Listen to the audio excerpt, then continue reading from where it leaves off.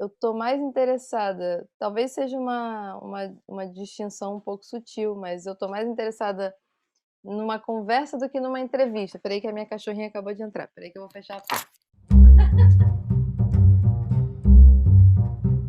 Então eu queria perguntar, primeiro, de um modo mais abrangente, aquilo que eu já tinha te escrito, que é como é que você chegou na arte ou como é que a arte chegou até você? Primeiro, eu adorei tuas perguntas, viu? Achei bem instigantes, gostosas de responder, propiciam muita troca, reflexão, sabe?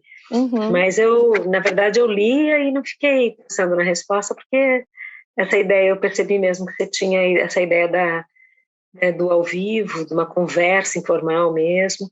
uhum, Bom, vamos lá.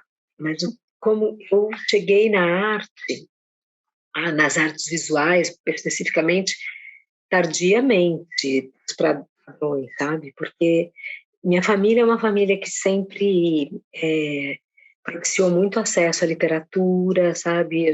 Minha mãe professora, meu pai um leitor também constante, um funcionário público, mas que sempre a lembrança do papai é com o jornal aberto, sabe? O jeito de dobrar, desdobrar o jornal, a mamãe aham, sempre com um livro do lado e a gente com acesso possível para aquela época, né? Eu sou do interior de São Paulo e era acesso à literatura, a quadrinhos, que é uma coisa que sempre teve presente na nossa vida, a uhum, música, sabe? Meu avô tocava bandolim, minha avó tocava piano, meu pai e minha mãe sempre cantaram, sempre escutaram música. Eu tenho dois irmãos músicos, então uma coisa assim da família já é um ambiente que propiciava um contato com isso, com tudo isso, né? uhum, Não com as artes visuais, porque isso não tinha, não existia nenhum museu, eu nunca fui a um museu em uma exposição de arte, quando era nem adolescente, sabe, eu uhum, fui adulta já, uhum, e eu fiz uma primeira faculdade, comecei uma primeira faculdade que era a que eu achava que poderia ter alguma coisa a ver, saí com 17 anos do colegial, e aí acabei indo fazer serviço social. uhum, E hoje, retrospectivamente, eu entendo que tem já mostra aí que meu interesse são as pessoas, né? sim, Eu costumo dizer que a minha matéria-prima é o ser humano, né? E suas complexidades todas, né? Mas eu não gostei, acabei largando no segundo ano da faculdade. Eu só fui retomar um estudo universitário quando eu tinha 37 anos. Então, dos caramba, 17, eu fui retomar 20 anos depois, quando os meus filhos já eram adolescentes. Enquanto isso, eu fui tendo contato com a arte. Fui uhum, morar em Uberlândia, que é uma cidade maior do que a cidade que eu venho, que é Pindamonhangaba, e lá tinha uma universidade, então tinha ateliês, sabe? E em 1990, foi quando eu, eu já estava com 30 e tantos anos. É isso, né? Sou de 57, exatamente. 32, 33 anos, é que eu fui ter contato com o ateliê de arte, mas eu desenhava sempre. Desde que eu estava grávida e eles eram pequenos, eu pintava camisetas, sabe, à mão, para aham, dar de presente ou para vender, pintava objetos, tinha um contato com o fazer, uhum, criativo, mas muito distante ainda da ideia da arte como se entende, né? A arte como essa instância separada da vida, né? Para aham, mim não é. Para mim a arte e vida, né, estão muito, muito ligadas. E isso tem muito a ver com a corrente do visão concreto, com Hélio Sickert, já Clark, né? uhum, Essa arte que eles já pensaram, né, extrapolar as esferas, e que daí, se a gente for lá para trás, tem muito mais, tem os impressionistas, tem, né, tem os dadaístas e tudo isso que já estavam lá no começo do século XX, uhum, tentando fazer essa combinação, ou pelo menos romper as fronteiras, né, sim, isso tem muito a ver, mas em Uberlândia, por exemplo, uma coisa que eu tinha muito contato era com filmes, eu tive uma locadora de vídeo, então via muitos filmes, sabe? E era um bairro onde a gente morava, era um bairro de professores universitários, muito do lado da universidade. eu comecei a ter contato com uma certa cultura que não estava perto de mim na infância e na adolescência, sabe? E aí de me falarem de, sabe, de Orson Welles, ou, sabe, ou Antonioni, ou, sabe, cineastas com os quais eu não tinha contato. Aí a gente comprava os filmes que as pessoas indicavam, começava a assistir.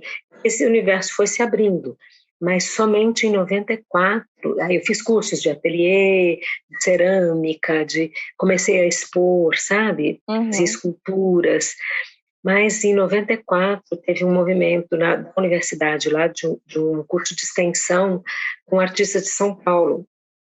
Eram Ana Tavares, Irã do Espírito Santo, Mônica Nador. E aí eu fui fazer o curso de extensão, sabe, com Fajardo de desenho, com Ana Tavares de escultura. E foi assim, uau! Sabe, não sabia que isso existia, sabe? E aí foi aí, sabe, que começou mesmo de dar uma guinada. E sempre digo para Ana Tavares, depois foi minha professora na ECA e depois foi minha orientadora na graduação, foi ela responsável, porque ela olhou meus trabalhos, conheceu minhas esculturas e falava, você tem que fazer uma faculdade, você vai ver que vai fazer muita diferença. Eu achava aquilo completamente fora da minha vida. Com filhos adolescentes, com 37 anos, me separando, sabe, no final de um casamento, e aí eu falava, não, mas não cabe na minha vida, né? Como que eu vou fazer uma faculdade com essa idade, competindo com pessoas de 17 anos? Mas, por fim, foi o que eu fiz. E foi um passo muito importante para mim, sabe? De entender a arte, que até aí eu já visitava museus, eu ia para São Paulo fazer, né, visitas ao Bienal, ao MASP, nessas alturas eu já estava entrando já, né, no mundo da arte contemporânea, mas não tinha uma produção, não tinha uma reflexão sobre isso, e a faculdade me deu isso. E quando eu acabei o segundo ano, eu vim morar em São Paulo, conheci meu segundo marido e vim morar em São Paulo e entrei na ECA, já como uma prova de transferência, né, entrei no terceiro ano já na USP, e aí foi outro, tipo, rasgar a cabeça, assim, sabe? Abrir um horizonte gigante, porque eu comecei a ter aula com as pessoas que eram minhas referências bibliográficas, sabe? Uau! E, de repente, Tadeu Chiarelli, estudar arte no Brasil com Tadeu Chiarelli, que era uma pessoa de quem eu li os livros, né? Dele, os textos dele para estudar lá em Uberlândia. Com Ana Tavares, com, sabe, Júlio Plaza, artistas que eram professores artistas, né, com produção, e ter seu trabalho discutido, sabe, questionado, né, ou pessoas desse gabarito, realmente fez muita diferença, sabe? Sim. Nada de, não, nenhuma idolatria, nada a ver com isso, sabe? Mas de saber, de ter noção, até porque eu já estava com 40 anos, né, do privilégio que era poder, sabe, discutir uma ideia de um trabalho com essas pessoas. Tanto que eu me formei no começo de 2000 e engatei o mestrado. Em 2002 eu já estava no mestrado, sabe? E também na ECA e em Poéticas Visuais, que também era nem tinha no Brasil ainda outros mestrados em poéticas, né, naquela época. Sim. E não, mentira, tinha no Rio Grande do Sul já, na URGS. Tá. Mas depois isso se expandiu. Então, você se debruçar sobre o seu próprio trabalho durante 3 anos, sabe? E também, né, com discussões e tudo mais, foi um super privilégio.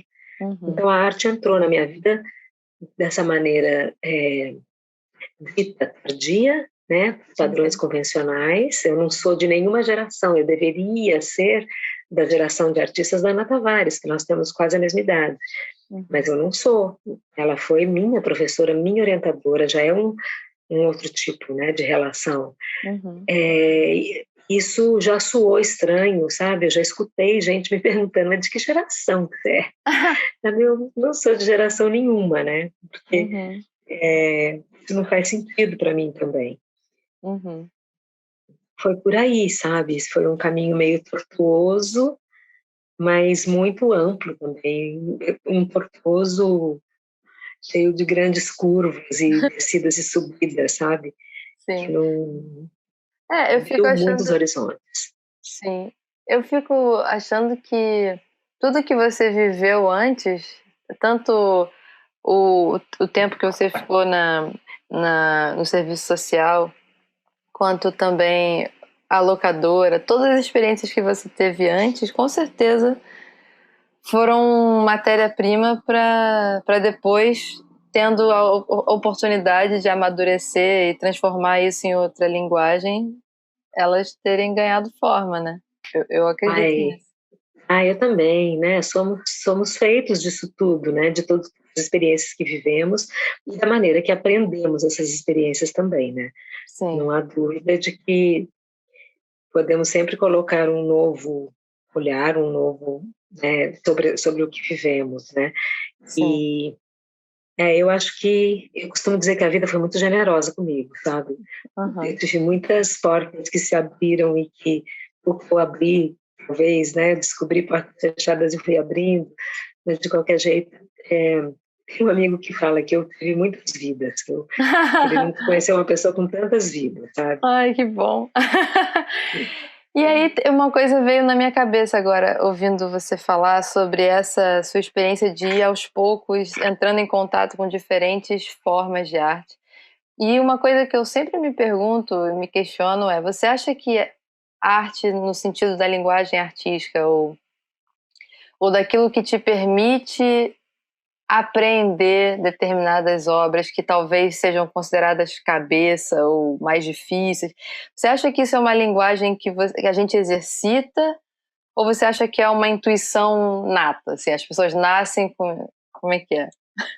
Não, eu não acho que é intuição de jeito nenhum, é exercício, sabe, é exercício mesmo. Ah, agora não mais, durante a pandemia, eu parei de dar aulas, mas eu dei aula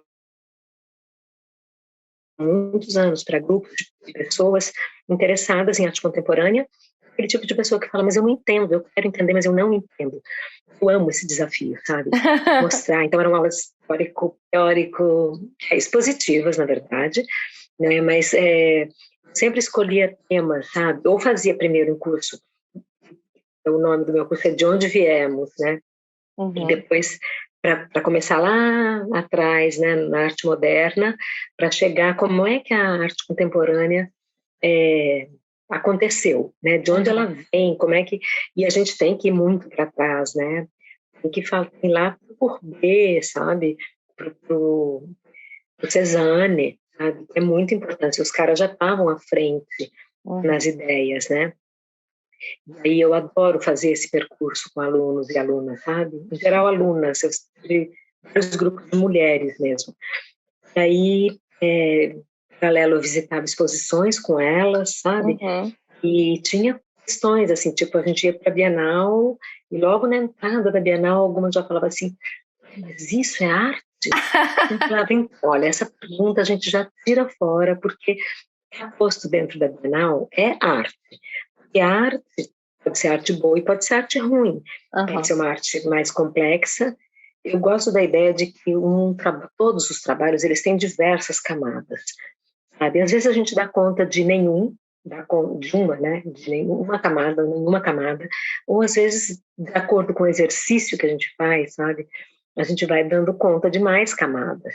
Uhum. E um tesão, assim, era escutar uma dessas mulheres, por exemplo, fazer alguma relação. Falar, nossa, mas isso aqui não lembra um pouco Louise Bourgeois? Eu ficava em êxtase, sabe? Falava, Uhum. puta, é isso, sabe? Mesmo que eu não tivesse percebido ou não achasse que tivesse essa relação, era um exercício muito bonito de ver ela fazer uma conexão de um artista com o outro, de um trabalho com o outro, seja pela forma, pelo conteúdo, fica Uhum. tudo junto também, né? Uhum. Então, eu realmente não acredito nessa ideia de intuição para entender. Eu nem acho que tem que entender a arte. Eu Uhum. sempre falo para as alunas, né? Olha, a gente tem tanto poro, né? Não é só olho, ouvido, deixa entrar por algum poro, sabe? Abre um buraquinho em você para o trabalho. Se abriu para ele, assim, e aí não bateu, tudo bem. Você não Uhum. precisa gostar de tudo, não precisa tentar entender. Agora, era visível, sabe, nas aulas, o quanto mais elas tinham conteúdo sobre determinados artistas e sobre o passado, e a gente não pode negar, né, que todos os nossos trabalhos, eles são relativos, né, ao que já veio antes de nós, né, não Sim. tem como. Eu costumo brincar, somos todos filhos de Oiticica e de Duchamp, sabe? Não Aham. tem como, na arte contemporânea, você negar essas influências, quer dizer, para nós no Brasil, o Oiticica é muito importante, as Lígias, né?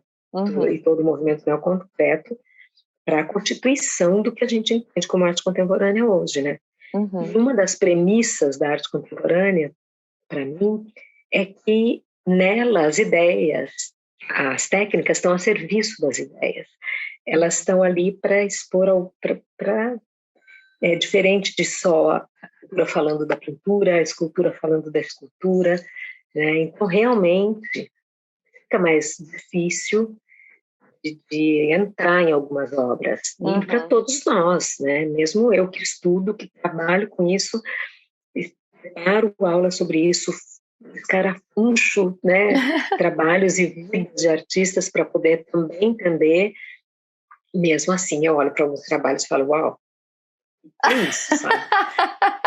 Até Aham. onde essa pessoa quer chegar? É lógico que daí o meu olhar é mais crítico, porque tem mais embasamento, mas esse embasamento é possível de se construir com qualquer um. Uhum. Inclusive, no meu trabalho de rua, isso vai já para uma outra pergunta que você fez, né? Se faz, não sei se está tudo bem, Não, está tranquilo. engatar. Não, tá, pode ir. Se quiser ir para outra também, pode ir. Eu já É vi que você porque, começou a falar sobre arte contemporânea, por exemplo, que era uma das coisas que eu ia te perguntar, então tô adorando. então, porque você me perguntou se é importante que as pessoas percebam que minhas intervenções no espaço público são arte. De jeito nenhum, para mim. Nunca digo que eu sou artista, que aquilo é arte, que eu estou fazendo uma intervenção. Nunca, nunca, nunca. Porque exatamente eu acho a arte um escudo muito fácil de ser usado, sabe? Ela vai me proteger de qualquer coisas que eu me amedrontem ou que me incomodem, sabe? Uhum. E eu prefiro não, eu prefiro.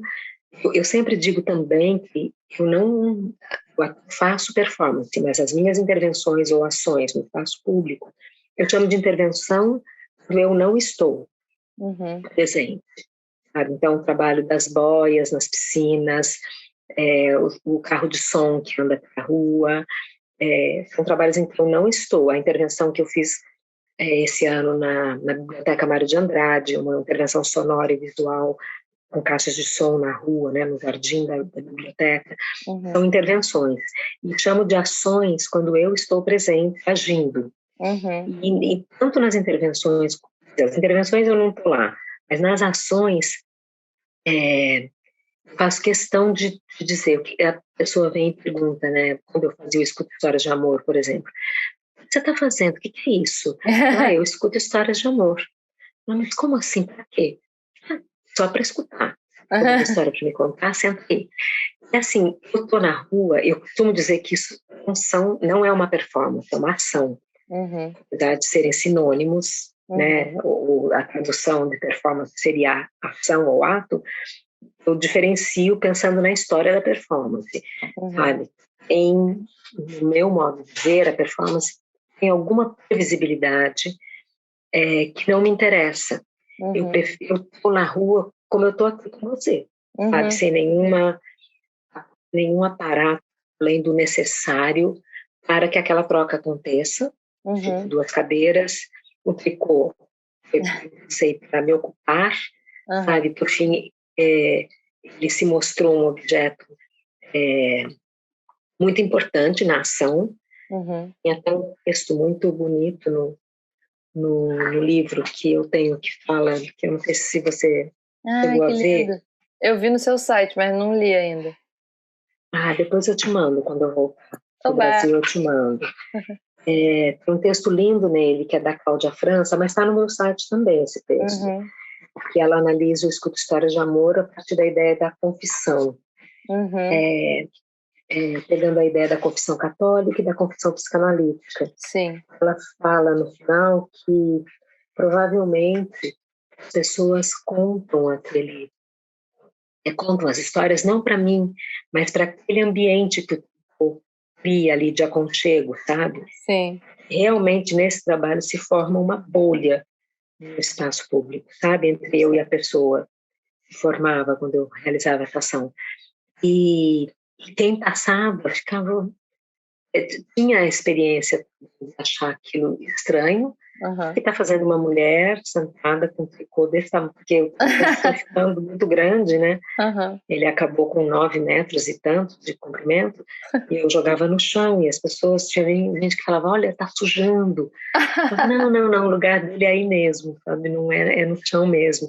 Uhum. E eu falava, mas isso é um cachecol? Não, é um tricô, sabe? É só um tricô. E aí eu não dou muita resposta, porque minha ideia é escutar, é Uhum. oferecer uma escuta, mas não uma escuta performática, uma escuta, como é o caso do trabalho da Marina Abramovic, que ela se propõe, né, Uhum. a ficar na frente da pessoa em silêncio, e cada um pode falar, pode ficar em silêncio também, né? Sim. No meu caso é assim, do jeito que eu estou aqui conversando com você, eu tô lá, sabe? Uhum. Se eu tiver curiosidade por alguma coisa, eu falo, mas eu tento falar menos para escutar mais. É, assim, E, desculpa. hum, Não, é só não, porque por eu favor. não queria perder o gancho de uma coisa que você falou, que eu achei interessante, porque tanto é que no trabalho da Marina Abramovic ela diz artista presente. Então ela já Isso. se separa assim da categoria de ser humano, ela é artista, o artista está ali e você estava ali como ser humano. Exato, exato. Isso, faz toda a diferença. Eu Uhum, respeito muito o trabalho da Marina, acho que muitos trabalhos dela que eu gosto muito, mas uhum, são posturas bem diferentes. Ela assumidamente ela é uma artista da performance. uhum, Tem tudo isso, essa previsibilidade, esse um programa a se seguir. Eu até tenho a ideia do que eu quero fazer, mas o que acontece na rua, eu tô aberta para o que acontece. E uhum, isso acho que é a melhor parte, sabe? Porque cada vez que você faz ação, acontece uma coisa diferente. uhum, Mas eu também consigo olhar e pensar, poxa, já deu esse trabalho, sabe? Ele tem um tempo, alguns. uhum, Eu troco sonhos, o Escuta Histórias de Amor, o Coleta de Espécimes Locais. O Coleta talvez eu até faça ainda, mas o Troco Sonhos e o Escuta Histórias de Amor, que são meus trabalhos mais conhecidos, são trabalhos que, assim, dei um basta para eles, ou eles mesmo se bastaram, sabe? uhum, E alguns outros, como Outra Identidade, é um trabalho que enquanto eu estiver no Brasil, eu quero continuar fazendo, sim, porque ele continua fazendo muito sentido para mim, sabe? uhum, E o que eu ia falar é dessa troca que acontece na rua, que é quase que a mesma troca que acontece, né, no espaço quando eu estou dando aula, uhum, sabe? E eu estou aberta para as questões que trazem, não estou ali só vomitando informações, né? uhum, Mas tem um caminho de ida e volta. E na rua, por exemplo, quando as pessoas vêm e falam assim, mas quanto custa o sonho, né? Quando era o troco sonhos. Não, não, eu falava sempre, olha, o dinheiro não é a única troca possível, existem outras possibilidades da gente trocar. Eu troco um sonho por um sonho. Esse é o meu sonho, né? O bolinho frito. uhum, E fazer a questão que isso ficasse claro, até porque a palavra é muito presente no meu trabalho, né? Me sim, interessa muito educar as pessoas a perceberem essas nuances. Por exemplo, sonho tem 10 diferentes acepções no dicionário, sabe? O uhum, bolinho é uma delas, o sonho do desejo é outra, o sonho dormido é outra, né? E provocar e gerava conversa sobre isso, sobre troca, sobre dinheiro, sobre, mas como assim? Mas, sabe, gerava muita conversa. O sim, Outra Identidade gera muita conversa para hoje. O Escuta Histórias de Amor, não. As pessoas têm muita vontade de falar, de serem ouvidas e de serem compreendidas, que essa é uma questão que eu fui percebendo quando eu viajei por 9 países com trabalho, percebi que quando eu não falava a língua local, como na Alemanha, as pessoas começavam a falar inglês. Então, as pessoas não querem ser só ouvidas, elas querem ser entendidas. Eu tinha um desejo de escutar sem entender. Eu queria passar por essa experiência, mas isso nunca aconteceu. Eu sempre tento se fazer entender, né? E no Escuta História de Amor isso não acontecia, as pessoas perguntarem, elas se contentavam em saber que alguém ia escutar a história delas, sabe? E em qualquer lugar, sempre, mal eu punha a cadeira e a placa, alguém já vinha. Eu falava, o que você está fazendo aqui? Eu falava, bom, eu escuto histórias de amor. Ah, eu tenho uma história para contar. E já sentava e começava a contar. E o que mais? Me perdi na história. Não, eu ia até voltar um pouquinho só para contextualizar e aí tentar voltar para o Troca Sonhos, que eu acho que foi o primeiro trabalho que você fez na rua? Foi. Não. Foi o primeiro. Aí queria te perguntar como é que surgiu essa ideia e o que você esperava, se você tinha algum desejo específico e se nessa época, que também é uma outra pergunta que eu ia querer fazer, que eu sei que assim, você não necessariamente ou não faz parte muito da sua prática registrar as respostas das pessoas. E eu queria saber como é que se deu isso também, assim, se desde o início você não queria registrar ou se no início você queria e mudou de ideia. Olha, eu quando entrei na faculdade, lá em Uberlândia ainda, eu estou lembrando agora, não tinha feito esse link. O primeiro trabalho que eu fiz foi uma intervenção nos corredores da universidade junto com 2 amigos. E fizemos essa proposta, chamava Plásticos Poetas. Eram pequenos textos, porque nós 3 gostávamos também de escrever, uma prática também muito constante minha. E aí a gente fez uma intervenção com garrafas plásticas com água e que ficavam atrapalhando bastante a passagem das pessoas, sabe? Quase que obrigava as pessoas a tombarem, elas estavam em diversas alturas. Isso era, né, hoje eu olho para esse trabalho e acho assim, nossa, né, nós faria muito diferente se eu fosse fazer de novo, mas foi o que nós fizemos na época. Aí eu penso que já tinha palavra, já tinha vontade de estar em contato com o outro, provocar o outro de alguma maneira a olhar para aquilo. Eu nunca tive interesse, assim, não, fazia escultura, pintura, mas não bastava. Eu cheguei a fazer esculturas que eram interativas, sabe? Tinha uma que se chamava Objetos Masturbatórios, que era uma escultura de madeira que você podia mexer e os gestos que você fazia era uma masturbação, sabe? A pessoa só se dava conta quando estava escrito mexa. Então, agora eu estou pensando que já tinha a vontade de uma interação com o outro. O trabalho de graduação foi um trabalho interativo, mas o Troco Sonhos apareceu um pouquinho antes da graduação, de finalizar a graduação, uma aula de multimídia. A proposta era fazer um curta no final do semestre. Eu não queria fazer nada ficcional. E aí eu tive essa ideia, eu falei, o que eu posso fazer, né? Aí, pensando na ideia da palavra e do sonho, tive a ideia de fazer isso, eu vou trocar sonho na rua. Então, a primeira pessoa foi um técnico da universidade e foi filmar para mim.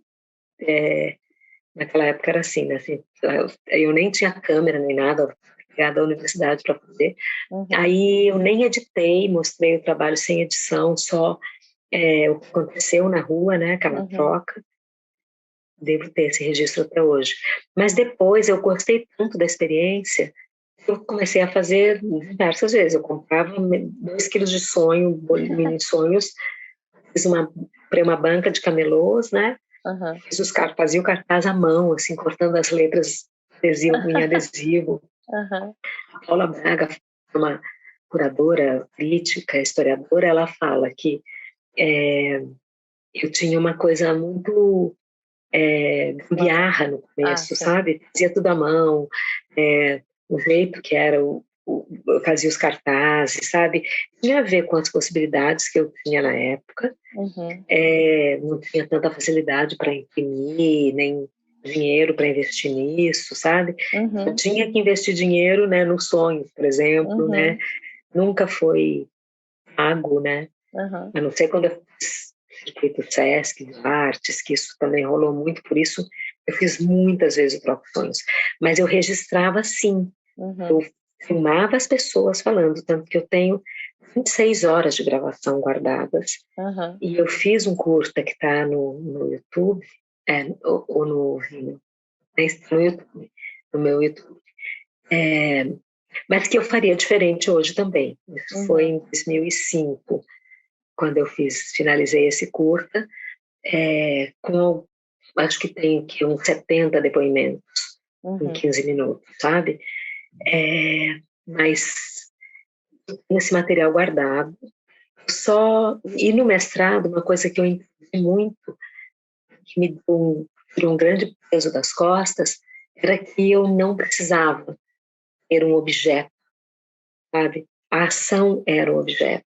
Mas Uhum. isso foi uma reflexão ao longo do mestrado, sabe? Quando eu finalizei o mestrado, isso já estava mais claro para mim. Aí, a partir dali, os trabalhos começaram a ficar mais libertos de uma relação com o espaço expositivo. Uhum. Tanto que o livro se chama Para que algo aconteça, foi um entendimento, quando eu fui fazer o livro, de pegar uma anotação minha antiga e de perceber que eu tinha escrito isso, sabe? Me interessa que algo aconteça, sabe? É isso. O acontecimento basta, Uhum. não importa. E a maneira como eu, sabe, é lógico que é importante que isso fique registrado, porque cada vez que eu conto essas histórias, elas também se reverberam. É como se houvesse de novo o acontecimento. O livro foi uma maneira também de guardar esses acontecimentos em textos, né? Uhum. Textos que relatam. Então, só, olha, eu fui para a rua e aí aconteceu tal coisa, né? Às Uhum. vezes. E também o manual de instruções, que quando eu fiz o livro eu resolvi fazer, que também está de graça lá para ser baixado no meu site, porque as ações começaram a ser replicadas. E no começo eu achava isso estranho. Começaram a fazer troca-sonhos, sabe? Porque teve um especial da TV Cultura sobre troca-sonhos. Eu participei de um documentário sobre artistas na rua, isso em 2000, há Uhum. 21 anos atrás, não tinha tantas Sim. intervenções no espaço público, mesmo com a tradição da arte participativa que nós temos, né, dos Uhum. neoconcretos.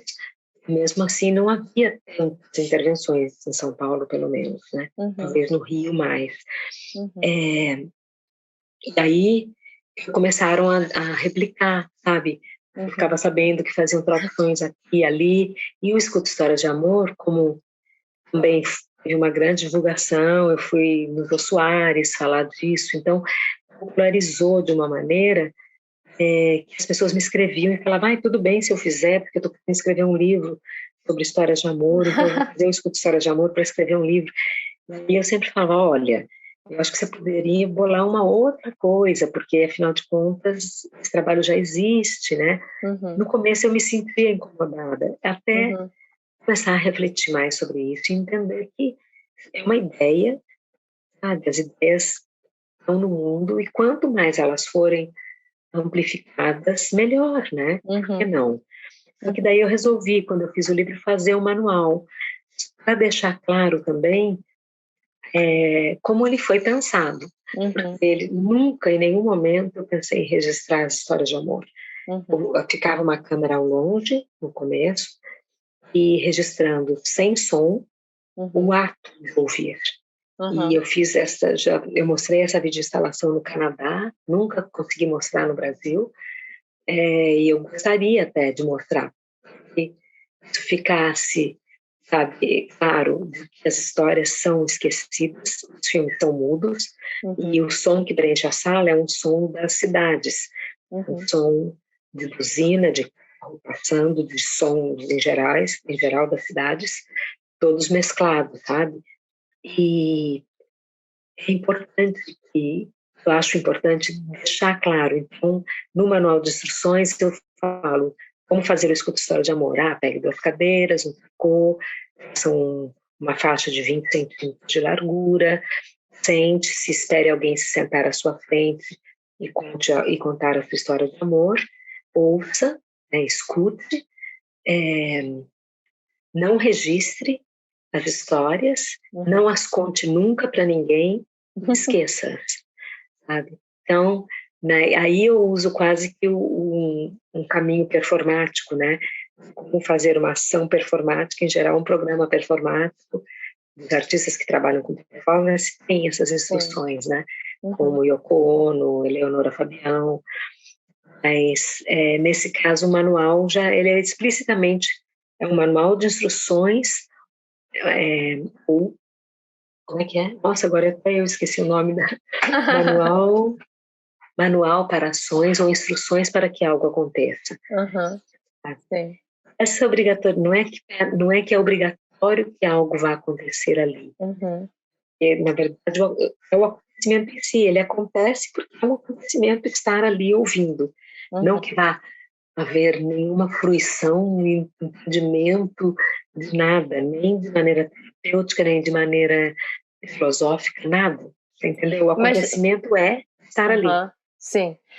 Eu acho que eu acho muito interessante essa coisa do acontecimento bastar em si, mas eu também acho que não se fecha apenas nele e às vezes para a pessoa que está falando com você pode ser um processo terapêutico, pode ser uma coisa que alegra o dia dela, que muda, que ela se sentir ouvida pode, enfim, gerar um reconhecimento ou um sentimento de acolhimento que às vezes falta no dia a dia, assim, principalmente na correria do nossos espaços urbanos. Sim, sim. Não tem a intenção terapêutica, Sim. ela pode acontecer, sabe? Não é essa a intenção. Sim. E a intenção é o acontecimento em si. Então, a intenção não é nem coletar histórias para escrever um livro e nem fazer terapia. Mas, recentemente, eu comecei a estudar o feminismo em 2018 apenas, sabe? A realmente ler e me interessar. E um texto que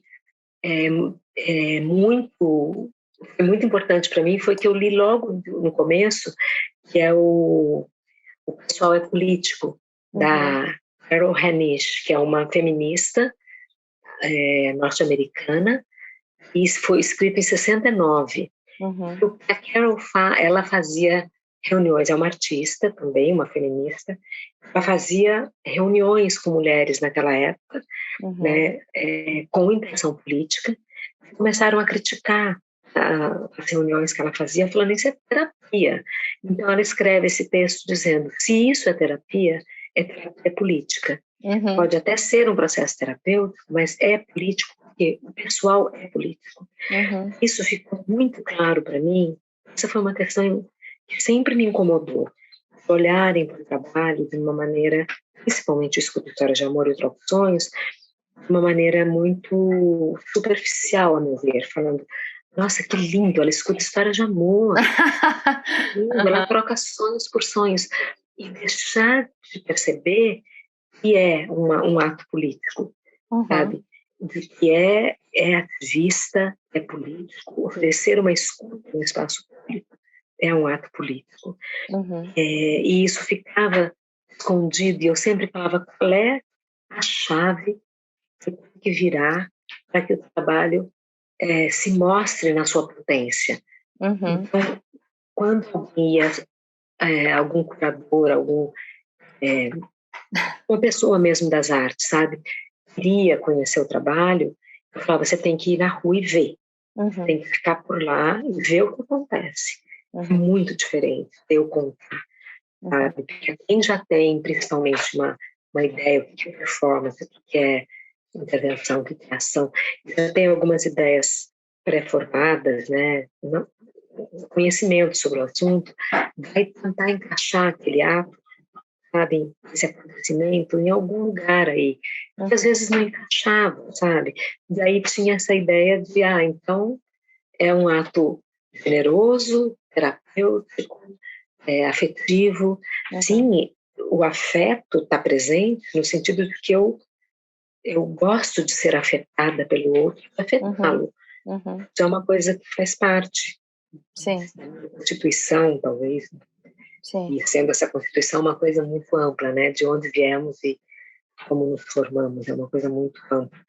Mas sim, me interessa afetar e ser afetado, mas não nessa chave adocicada, sabe? Sim. Porque minha reação também é essa, como eu estou te falando, se aquilo lá é performático, se for para ser encaixado dentro da chave, uma performance terapêutica, sabe? Né? Que não me agrada, a não ser pensada como terapia política, eu reajo às pessoas da mesma maneira que eu reajo a você aqui. Se você me fizer uma pergunta que eu não, acho que não faz sentido, eu vou falar, olha, isso não faz sentido. Então, outra coisa importante de se pensar é que sempre foi um corpo feminino no espaço público. E usando de sedução, com a comida, com outras opções, a sedução do sorriso, a sedução de falar, oi, você troca um sonho comigo, sabe? Mais que isso fosse um interesse legítimo e real meu, tinha uma vontade de seduzir o outro para que aquilo acontecesse. Principalmente no começo. Eu fui aprendendo muito com o trabalho, muito. No começo eu falava muito com as pessoas, interferia, as pessoas me respondiam. Quando eu via os filmes, era muito bom de falar, nossa, vou falar menos, sabe? Eu vou falar menos. E fui aprendendo muito a falar menos, a intervir menos, a escutar mais. Sabe? Isso foi, os trabalhos foram se desdobrando já com uma configuração já pressupunha tudo isso, sabe? Esse aprendizado das ruas. É muito engraçado. Não, tá ótimo. É engraçado porque eu faço muitas coisas, né? E uma das coisas é... Eu estou agora montando o meu primeiro documentário, que eu espero que aconteça. E aí é muito engraçado, porque é um lugar que eu tenho ido e conversado e filmado as pessoas em diferentes ocasiões. Então eu tenho uma filmagem de 2017 e uma de 2020. E eu, quando assisto a de 2017, eu fico tão decepcionada comigo, porque aí você está falando assim, aprender a escutar. Eu acho que é por isso também que eu não gosto da ideia de uma entrevista, porque eu acho que entrevista tem um caminho muito traçado já, uma expectativa específica. Eu sinto que muita gente, quando está entrevistando, está esperando o outro terminar de falar para poder fazer a próxima pergunta, que às vezes não está conectada com o que a pessoa acabou de dizer. Então, a ideia para mim da conversa veio muito também de eu aprender a escutar, que eu acho que é uma coisa muito importante e muito pouco praticada, de fato, assim. Então, eu me identifiquei muito com você quando você falou essa coisa de se enxergar no exercício de fazer alguma coisa e perceber, opa, não estou fazendo do jeito que eu gostaria, sabe? Isso. E quando você fala essa coisa do ato político, eu vejo muitas camadas políticas no seu trabalho, né? Tem essa coisa que você falou do corpo feminino na rua, tem questionar o que é uma troca, que você mesma já tinha comentado, principalmente no espaço público em geral, se uma pessoa está ali com uma barraquinha, é porque ela vai vender alguma coisa, então ela está esperando algum dinheiro, uma moeda assim, de troca nesse sentido. Então, questionar como a gente está usando o espaço público também. Exato. Também tem a coisa de você tirar a arte apenas do espaço específico, museu, galeria, e aproximar de alguma maneira das pessoas, e de questionar também que tipo de arte a gente quer fazer, ou qual o papel. Então tem muitas camadas diferentes. E uma coisa que eu pensei há um tempo, quando você estava falando dos poros, né, da gente conseguir se abrir, não necessariamente apenas logicamente ou racionalmente para alguma coisa, e tentar absorver de outras maneiras ou por outros sentidos. Eu acho muito interessante isso, porque tem muitos momentos que essa parte da compreensão, entre aspas, da arte, ela me parece insuficiente para mim, né, especificamente falando, quando eu olho alguma coisa e eu só identifico, faço conexão do tipo, essa obra, ela me parece com uma obra do fulano de tal, e aí faz referência, se fica só nessa parte assim, para mim fica raso, sabe? Então, Aham. eu acho muito interessante isso, quando reverbera, quando é alguma coisa que nem uma pedrinha que cai na água e vai criando ondas, e aos poucos você vai pensando em outras coisas, vai permeando outras possibilidades. Enfim, então, eu não queria Mas esquecer. essa reverberação também pode acontecer por meio desse primeiro link, falar assim, isso me lembra trabalho de fulano, mas aí, e isso ser uma pedrinha na água também, Aham, sabe? Então, por isso eu acho que quanto mais a gente vê, quanto mais a gente tem contato, né, com trabalhos, e isso falando de uma maneira bem ampla, né, cinema, uhum, literatura, quadrinhos, grafite, pichações, sabe, uma maneira bem ampliada, ou a arte que está nos museus, nesses espaços protegidos, né, uhum, e, eu levo a arte para a rua, mas sem visar que é arte, uhum, né, isso acaba, lógico, nem sempre isso é compreendido, né, não sei se uhum. chegou a ver no site que do outra identidade eu fui detida, levada Sim, para uma delegacia e tudo mais. vi. Eu estava realmente, naquela época, escrevendo mestrado, e o mestrado chama-se Troques, a Arte na Rua e a Rua na Arte. Meu interesse era saber o que acontece com a arte quando ela vai para a rua e o que acontece com a rua quando a arte vai para lá. E nós estamos falando de 2002 a 2005. São outros contextos bem diferentes, é um contexto Uhum, bem diferente do atual. uhum, É, mesmo se você pensar em arte urbana era grafite, uhum. era considerado grafite arte urbana, depois começou a discussão se pichação era arte, não era, só grafite era. Isso foi vindo, né? Hoje em dia isso tudo está mais ampliado, Sim. graças às redes sociais e tudo mais, as pessoas já têm muito mais noção. Se você hoje colocar duas cadeirinhas na rua e sentar, todo mundo já olha para aquilo como, tá, deve ser uma artista, né? Aham, E era menos, eu acho sim. que a apreensão disso era menor. Mas de qualquer jeito, quanto mais. Não, peraí, me perdi agora. É porque você estava falando dessa coisa de você fazer conexão com outras obras. E que isso também é muito Ah, importante. também, né?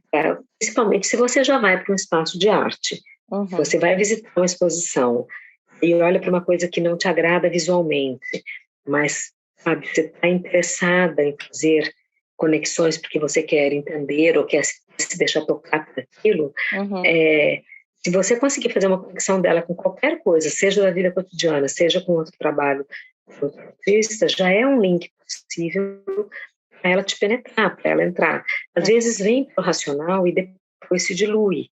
Mas sim, eu também não acho interessante que fique apenas no racional. É uma tendência que a gente tem, né? uhum, Tentar entender e entender com a cabeça e não entender com o corpo, né? Isso é uhum, outra coisa que a Cláudia França fala no texto que eu te disse que está no livro.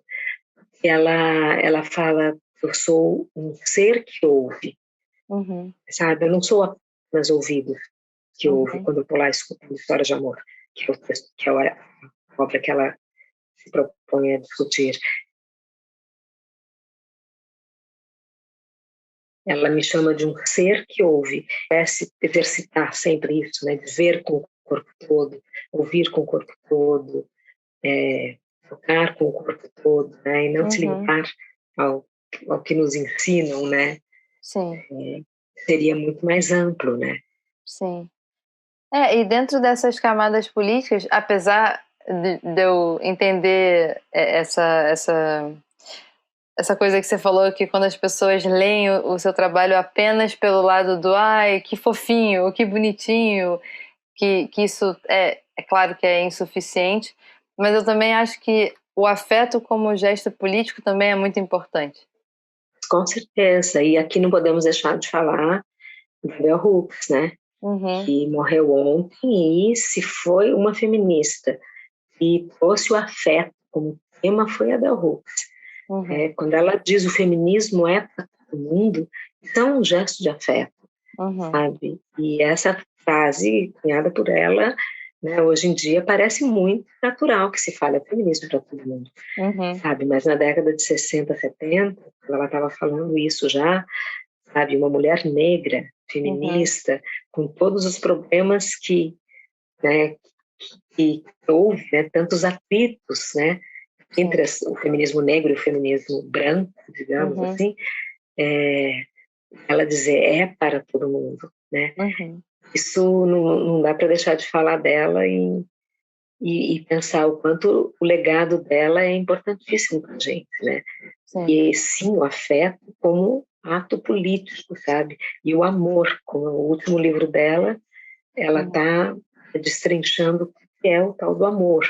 uhum, É uma coisa que eu fui para a rua fazer escultura de amor para tentar entender um pouco também. Sempre foi uma coisa que me angustiou, eu sempre pensei que o amor, o amor romântico, né, falando só dele, mas não só ele, é quase que um pacotinho que você compra numa loja qualquer, sabe, aham, leva para casa e ele está lá, ele tem monogâmico, em geral ele é heteronormativo, ele pressupõe uma tal de fidelidade, pressupõe monogamia, já falei. Então, tem todo é um pacote que você compra inteiro, leva para casa e funciona dentro daquele pacote, sabe? aham, Isso sempre, sempre me incomodou. Eu nunca me vi como encaixada nesse padrão de amor, sabe? Para uhum, mim, essa ideia de fidelidade é bem diferente do que eu penso sobre fidelidade do que, em geral, se pensa, a ideia de ciúmes, de posse sim, do outro, sabe? Eu tive relações abertas e fui casada com 2 homens, sou casada com uma mulher, sabe? Então, são coisas que sempre estiveram na minha vida de uma maneira mais natural do que, em geral, aham, está, né? sim, E aí eu queria entender um pouco como é o que era esse tal de amor. uhum, Mas isso eu esqueci desse objetivo logo de cara, porque eu percebi que o mais legal era oferecer uma escuta, sabe? aham, Eu tentaria entender, mas nunca acabei esquecendo de cara que eu estava pensando em entender alguma coisa de amor. E realmente o importante era escutar, ou mais importante, que as histórias fossem contadas. uhum, Por isso que não é importante que elas sejam guardadas, por isso que eu não é que eu faço esforço para esquecer, eu esqueço. Eu claro, me propus desde o começo a esquecê-las. uhum, É lógico que tem uma ou duas ou três que ainda reverberam em mim. uhum, Tem uma história de amor que mudou minha vida, a relação que eu vivia na época, mas não é por aí o caminho, sabe? aham, O importante é que as histórias sejam faladas. O amor deixou de ter importância. Eu podia estar escuto histórias apenas, aham, aham, sabe? Também uhum, seria uma possibilidade. Mas na uhum, época eu tinha esse interesse no amor, como a Bell Hooks teve, e acabou escrevendo um livro sobre isso, né? sim, E afeto, sim, é um gesto político, e para mim isso ficou também muito mais claro no trabalho do Cala a Boca Já Morreu, uhum, sabe? Como eu te disse, as ações foram se modificando e se apropriando dos erros e dos acertos das ações anteriores, sabe? Eu fui né, aprendendo muito com o que é estar no espaço público, que era no começo negociar com camelôs e com seguranças particulares, negociar com a polícia. Então é muito diferente, mas também são negociações, assim como de um museu você tem que negociar se você quiser pintar a parede de vermelho, fazer um buraco na parede, tem negociações com a curadoria, com o prédio, com a arquitetura, com tudo mais. Na rua tem negociações uhum, com a rua em si, com uhum, toda a complexidade que a rua traz, né? Com todos os seus atores que estão por ali. Eu sim, já tive minha banca jogada por um camelô, sabe, que não queria que eu ficasse ali. Isso foi na Argentina, não aqui, não no Brasil. Mas também de tomar o cuidado de não colocar uma banca com sonhos gratuitos, né, dentro do conceito de troca, vista como apenas a troca com dinheiro, eles eram gratuitos do lado de alguém que vendia alguma coisa de comer, né? Eu estaria tirando a clientela daquela pessoa, né? Sim. Então, de vários cuidados, sabe, exige na rua. Quando eu fui para o Cala a Boca Já Morreu, com todo o aprendizado que esses 22 anos de trabalho me trouxeram, foi muito mais fácil, sabe? E ao mesmo tempo foi novo, porque pela primeira vez eu deixei de fazer um trabalho um para um, sabe? Eu troco um sonho por um sonho, eu ofereço uma identidade, eu escuto uma história de uma pessoa por vez. Não tinha uma troca coletiva. E no Cala a Boca Já Morreu, isso aconteceu de uma maneira muito potente. Porque, sem pensar, eu pus uma mesa com umas 3 cadeiras e uma cadeira para mim e fiquei lá achando que nem ia rolar, sem saber, que nunca eu sei se vai ou não alguém parar as minhas propostas, né? E quando começaram a parar as mulheres, um cartaz grande chamando-as, eu tinha panfletado também no dia anterior a região. Essa é uma estratégia também que eu nunca tinha usado, sabe? Aqui, lá em São Paulo é muito comum que as pessoas tenham folhetos assim para distribuir sobre restaurantes, acho que no Rio também, né? Sim. E aí eu fiz um panfletinho falando Cala a Boca Já Morreu, eu quero escutar o que as mulheres não querem mais calar, né? Se você quiser participar, eu vou estar disponível de tal a tal hora, em tal lugar. E isso eu nunca tinha feito, espalhei cartazes, fiz lambe-lambe de alguns cartazes pela região ali do centro de São Paulo, e, para minha surpresa, muita gente foi pelos cartazes e muitas eram passantes apenas. Só que quase nunca eu falei com uma mulher individualmente. Sentava uma para conversar, uma outra, o que vocês estão fazendo? Né? A gente está interessada em escutar histórias sobre o que vocês não querem mais calar, o que nós, mulheres, não queremos mais calar. Aí posso sentar e começou isso, sabe? E aí rolou sempre em grupo. E isso era visível, e eu tinha lido o texto, né, do pessoal político que falava, é isso que está acontecendo aqui, sabe? Como que você pode dizer que o que essas mulheres estão contando não é político? Elas estão falando dos corpos delas, dos corpos violentados pelo silenciamento, sabe? Pelas tradicionais referências do amor, sabe? A posse do corpo do outro, da vida do outro. Então, eram corpos ali afetados diretamente, sabe? Pelo individual, mas corpos políticos, né? Então, por que aquilo não podia ser político? Isso ficou muito claro e muito potente, sabe? Eu anotava, elas iam falando, até a gente tentar chegar numa frase, sabe? Eram coisas muito diversas, mas todas elas poderiam ser ditas por qualquer uma de nós. Tanto que quando eu transformei em desenhos as fotos que eu tirava dessas mulheres com o seu cartaz, eu fiz os desenhos que mesclam os corpos uns nos outros, né? As linhas se sobrepõem. E só os cartazes não têm preferência sobre o outro, eles se sobressaem. E ficou muito claro para mim que todas aquelas frases poderiam ser ditas por qualquer uma daquelas mulheres. E quando eu vim para a Alemanha e fiz a ação aqui, eu esperava mesmo que, assim, claro, nossa, na Alemanha vai ser muito diferente. Imagina que as mulheres vão falar de assédio no espaço público. Então, imagina que elas vão falar de críticas sobre a gordura ou a magreza ou a feiura, a beleza delas, falaram, sabe? Não teve diferença entre, sabe, as falas das mulheres de colônia na Alemanha com as de São Paulo. Não, e o público foi bem variado em ambos os lugares, né? E em colônia é um pouco mais focado, eram mulheres que eu fiz na universidade, uma integração a convite da Universidade de Colônia. Então, eram pessoas que tinham acesso à universidade. Uhum. Lá em São Paulo, não. Mulheres que estavam passando na rua, então Uhum. todas as classes sociais, né? Isso foi mais misturado, mas a fala era igual. Sim, Isso não fez diferença.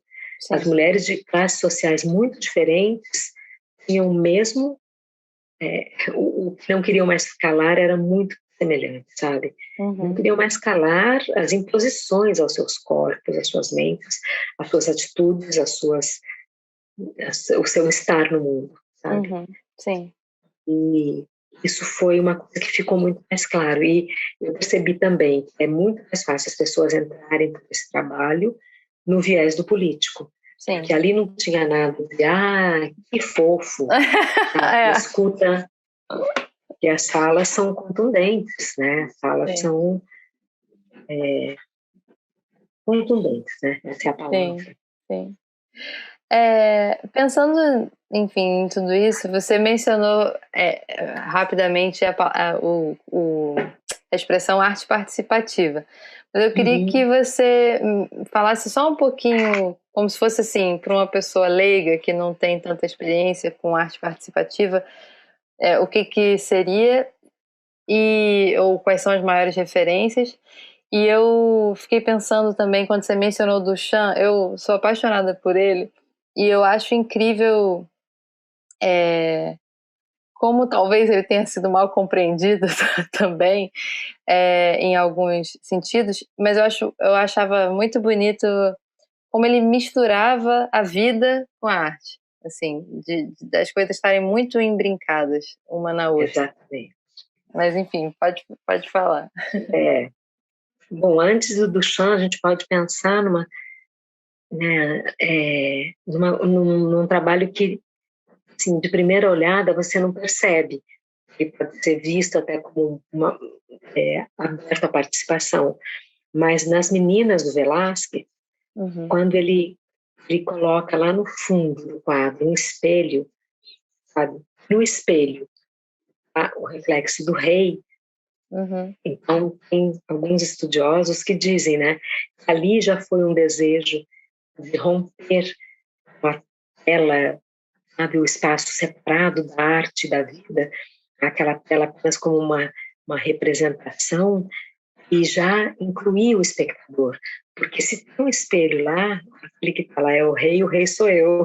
Sabe? É quase isso, sabe? É sim. uma brincadeira, mas tem alguns analistas, né, historiadores, que veem as meninas como já uma vontade de romper é, essa questão da arte e vida, e daí se intensificou com o impressionismo, com Rodin, tira a escultura do pedestal, como diz a Rosalind Krauss, e traz para o chão com os burgueses de Calais, Sim. e continua rompendo, né, também com Balzac, a escultura tradicional, e aí vem Duchamp, isso já é começo do século XX, vem Duchamp dizendo a arte é aquilo que eu digo que é arte, né? Uhum. Aí vem ali ainda no começo da primeira metade do século XX vem o Beuys dizendo não, todo não é arte o que o artista diz que é arte, porque artista é todo mundo que quiser ser artista.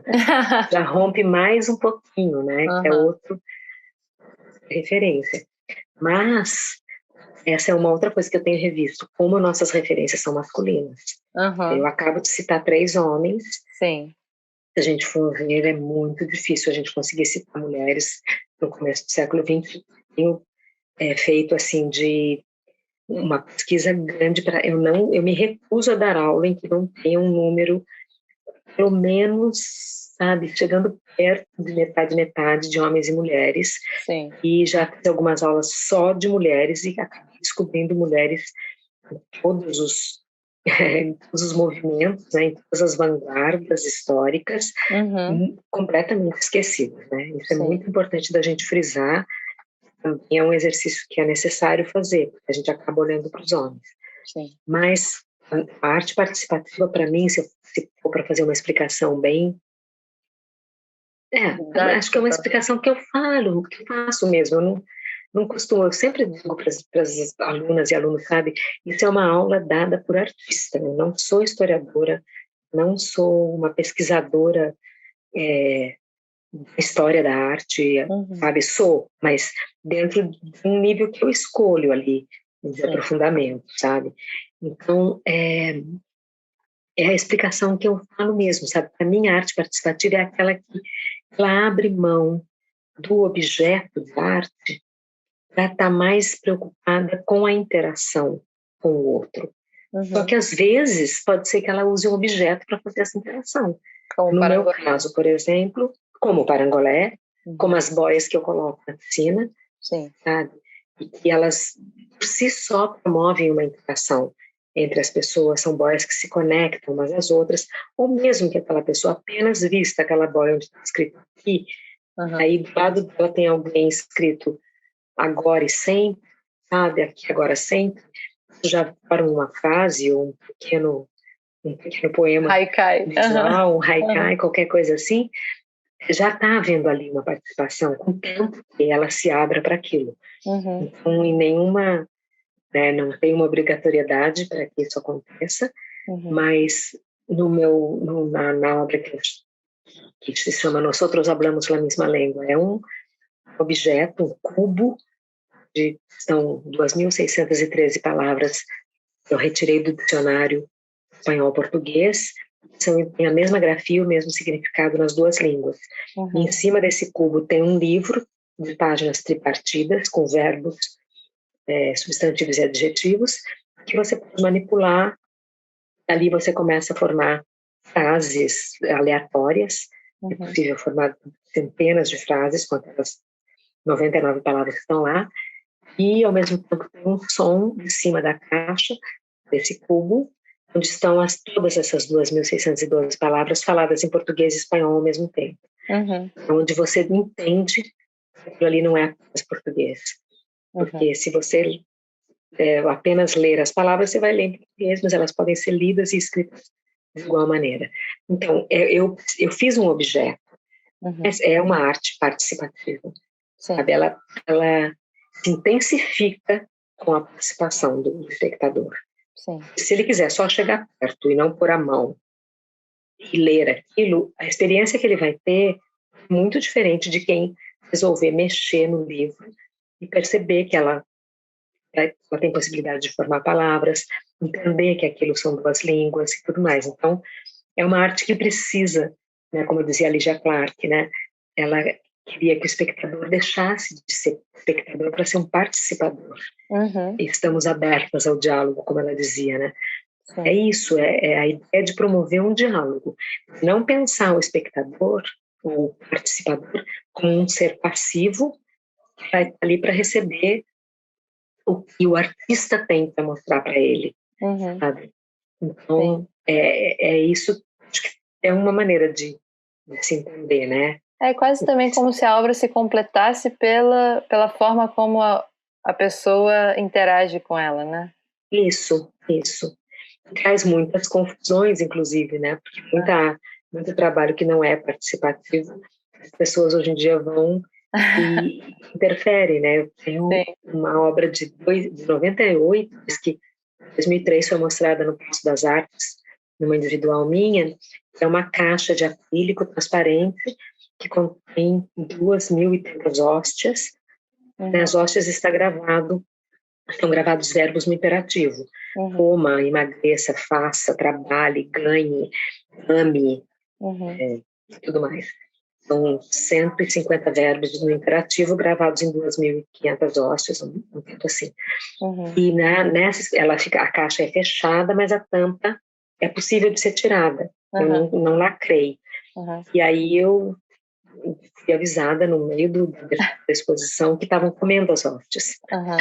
E aí não era a minha intenção, inclusive eu tinha colocado alguma coisa para tirar, não dar caruncho, sabe? Era tóxico. E aí eu fui até lá e falei, não era para comer, mas aí o segurança que me avisou ficou perto da obra o resto da abertura, que não esperava que isso fosse acontecer, mas como tinha outras obras participativas, inclusive essa do Nosotros Hablamos la Misma Lengua na mesma exposição, as pessoas já entendem, então é para participar, é para comer. Hóstia é feita para comer, né? Aham. Era etiqueta dos adesivos também, então alguém comeu muita etiqueta com cola, sabe? Muitas pessoas comeram, foi um pão Sim, de ossos, assim. sim. Mas é isso, sim, a obra acontece com a participação do espectador, mas ela não deixa de existir se não houver a participação, Uhum. porque nela tem essa intenção. Então, Sim. mesmo que ninguém fale comigo, numa Uhum. das minhas ações na rua, a ação acontece, Sim. sabe? A mim isso foi ficando cada vez mais claro. Uhum. Raro disso acontecer, Uhum. mas, Sim. mas acontece. A ação está lá, foi pensada para ter a participação, mas a não participação também é uma forma de participação, Sim. Uhum. né? Eu estava pensando agora numa coisa que eu também me questiono, que é a importância ou não de você ter textos explicativos ou de ser possível é, é, chegar no pensamento do artista de alguma maneira, aquilo que levou ele a criar a obra. Porque eu sinto, principalmente quando eu vou em exposições que são muitas obras de vários artistas e que só tem ali Sim, o nomezinho e que eu não faço a menor ideia do contexto na qual aquilo foi criado, de que movimento faz parte aquele artista ou não, ou se aquela obra, na verdade, por exemplo, aquele artista, agora eu não vou conseguir lembrar o nome dele, que pinta só as datas. Se sim, você vai dentro do trabalho dele, você vê que é um negócio enorme, mas se você vê só aquilo, você fica assim, ah, legal, né? Ele pintou a data. É... e eu sinto muita falta de uma interação, talvez, nesse sentido de você ter mais opções de entrar nas obras dentro do museu. É claro que você pode ver, escrever no Google e pesquisar por si só, mas a quantidade de pessoas que vai fazer isso é muito menor do que se você disponibilizar no próprio espaço algum tipo de referência, de texto, de alguma coisa. Aí eu queria saber a sua opinião sobre isso. E eu tinha notado uma coisa, é... ah, que também acho que tem muito a ver com essa palavrinha que é o diálogo.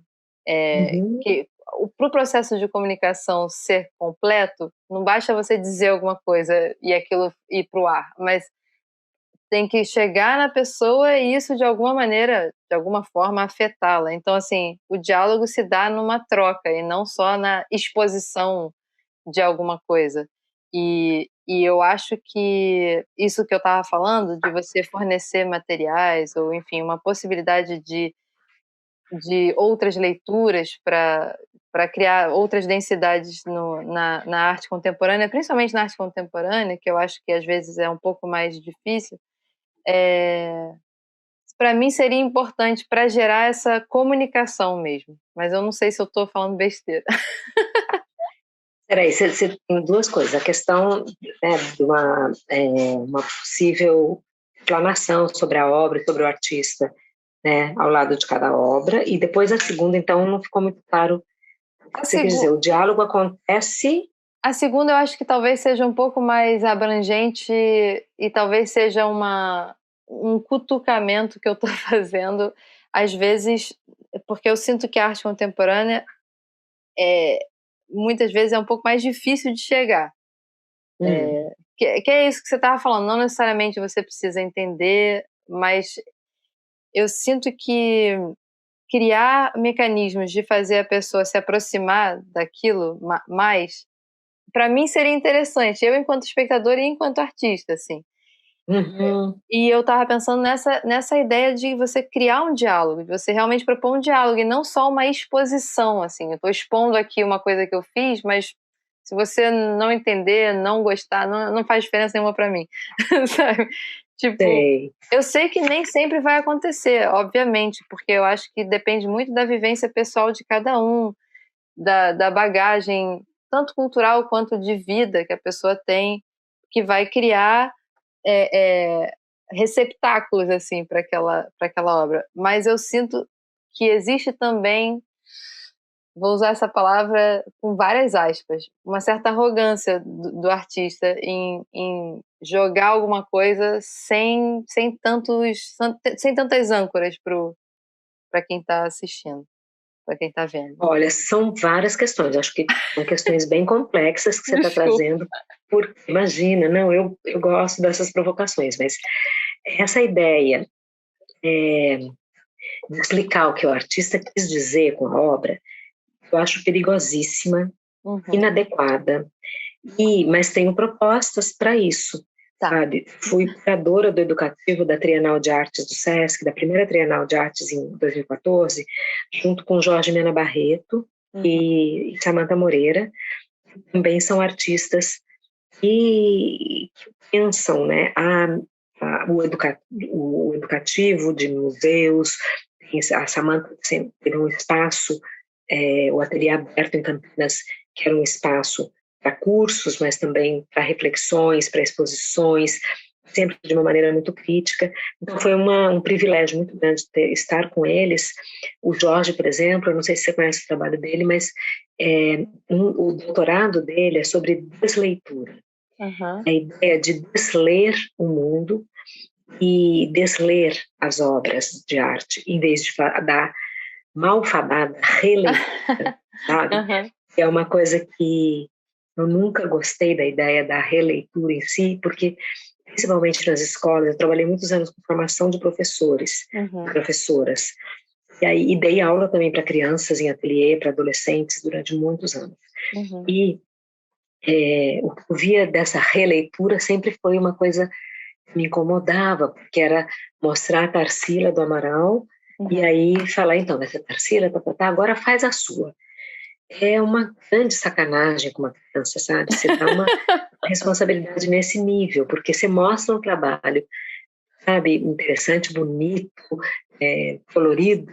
É como assim fazer a sua? Fazer a sua o quê, né? Então, eu sempre tentei puxar cordas desviantes aí, links desviantes disso, dando algumas dicas de como trabalhar sem pedir que a criança faça o dela depois, entender que apenas mostrar artistas, sabe, já era muito importante. Daí voltamos à ideia do acontecimento, né? As escolas têm muito isso de querer produto, né? Mas se a criança não desenhar um abapuru parecido com a Tarsila, os pais não vão saber que ela viu a Tarsila. Aí uma professora minha da ECA chamava de tarsilite, que era uma doença, tarsilite, sabe? Uma doença infecciosa e perigosa, que podia matar a criatividade das crianças, porque deixar um abapuru lá para a criança copiar, sabe? Que sentido faz aquilo? Bom, rompendo com a ideia de releitura, indo para a ideia de desleitura, nós fizemos a formação de 50 educadores, que a gente chamava de desleitores, sabe? Lá na Trienal, foi uma experiência muito bonita, muito forte. Então, no começo foi assustador para eles. Eles falavam, mas o que a gente vai falar que as pessoas chegam na Trienal? Uma Trienal, com arte, como você falou, que é como uma Bienal, de tudo, do mundo inteiro, obras difíceis para essas pessoas explicarem, entre aspas, e eles ficavam perdidos, né? Nós, por sorte, nós tivemos a chance de fazer uma formação de 6 meses, sabe, com o SESC. Então foi uma coisa longa, um mês assim bem de imersão mesmo, muita leitura, sabe, lendo texto sobre desleitura, que me fugiu agora o nome do teórico que criou esse conceito, que Jorge se baseia nele, fazendo, sabe, trabalhos com eles de construção, desconstrução, sabe, de textos e de obras. Os artistas da Trienal vinham conversar com eles, são os artistas que vieram para montagem, sabe, falar dos seus próprios trabalhos. Foi um trabalho muito legal. E aí, por exemplo, um trabalho que é desler, afinal, sabe? Por um olhar não está carregado já de preconceitos, de conceitos pré-concebidos, né? Então, por exemplo, eles tinham dicas de fazer um curso que eles mesmos bolassem, se fosse do interesse deles, né? Em obras que eles achavam que iam conversar umas com as outras. E fazer com os visitantes propostas assim, olha, a gente vai só olhar e deixar para conversar no final, porque esse foi um percurso pensado para mim, e as obras conversam entre si. Vamos ver se a gente consegue perceber qual é a linha que alinhava essas obras. Estou dando um exemplo que eu nem sei se aconteceu, tá?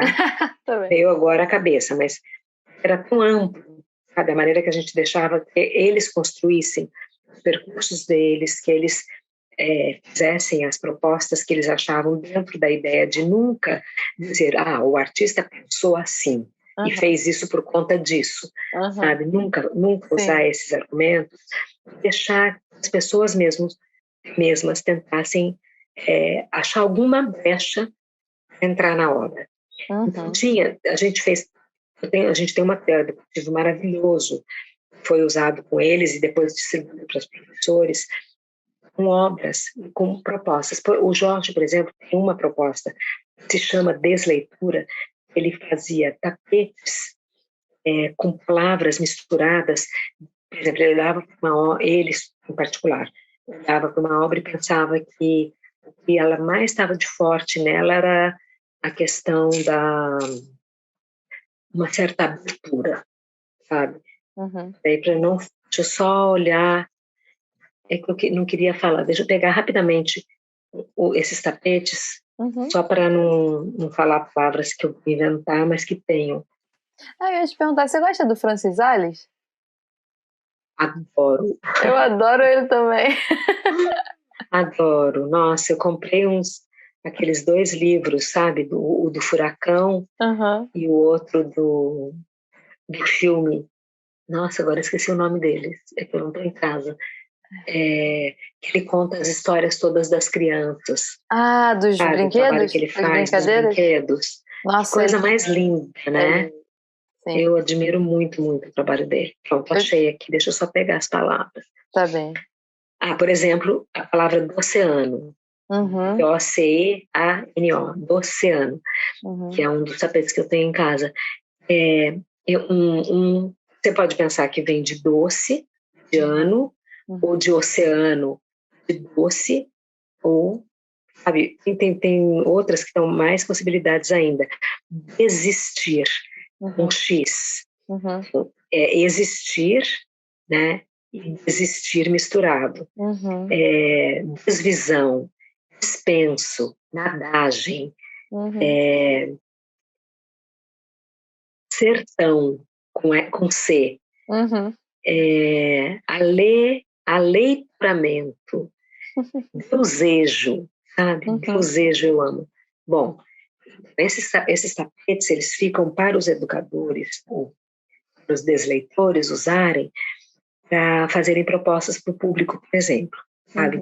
Estou te dando uma opção de chegar na obra um outro caminho, que não seja o caminho de explicar o que o artista está fazendo, quem é aquele artista, qual corrente que ele está ligado e tudo mais.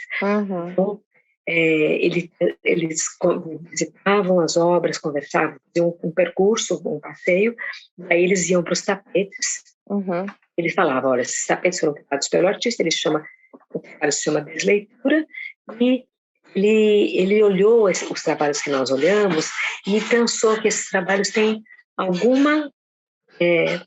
palavras que ele achava naqueles trabalhos e misturou essas palavras.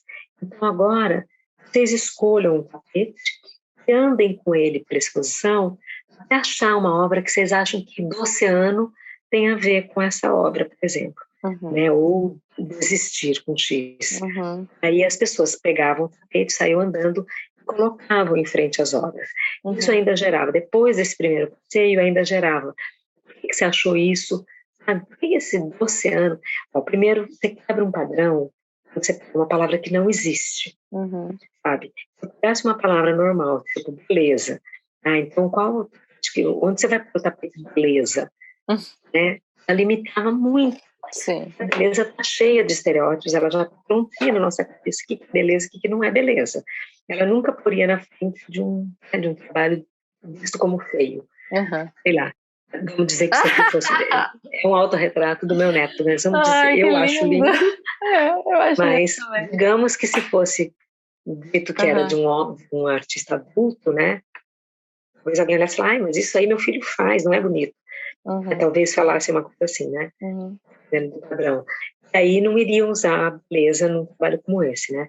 Agora, quando você põe do oceano, ou existir, ou qualquer uma dessas palavras que eu te falei, né? Desejo, membralina, é, azar, em vez de Uhum. prazer, né? Uhum. E tudo isso, você já está quebrando um padrão mental e aquilo vira uma brincadeira, mas também vira uma reflexão, Sim. sabe?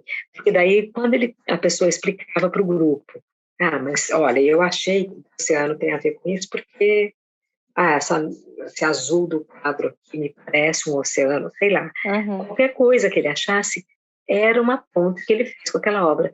E basta, Uhum. sabe?